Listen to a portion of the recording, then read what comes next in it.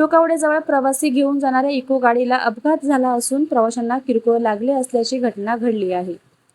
कल्याण हायवेवर प्रियंका धाब्याजवळ एका घराच्या अंगणात इको गाडी पलटली असून चालकासह प्रवासी सुखरूप बचावले आहेत। कल्याण अहिल्यानगर हायवेवर दिवसेंदिवस अपघाताची मालिका वाढतच चालली असून महामार्गावर स्पीड कंट्रोल कॅमेरा त्वरित बसवण्यात यावेत अशी मागणी पोलीस मित्र मानधिकारी आंतरराष्ट्रीय संघटना जिल्हा अध्यक्ष राजेश भांगे यांनी महामार्ग अधिकारी ठाणे यांच्याकडे केली आहे।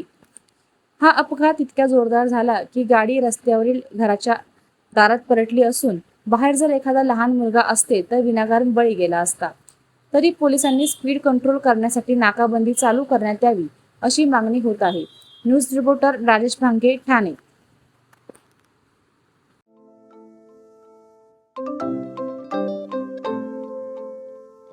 नवनवीन आणि ताज्या घडामोडींसाठी आज 24 तास सबस्क्राईब करा।